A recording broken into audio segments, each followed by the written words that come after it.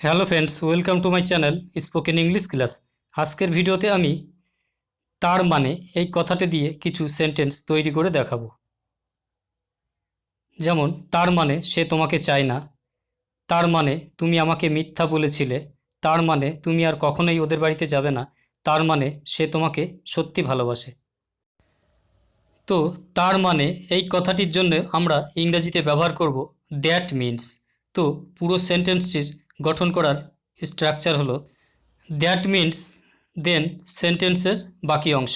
তো আরও ভালোভাবে বোঝার জন্য আমরা কিছু এক্সাম্পল দেখে নেব। তার মানে সে আমাকে সত্যি কথা বলেছিল।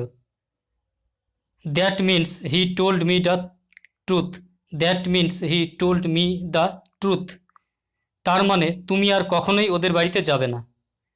That means you will never go to their house.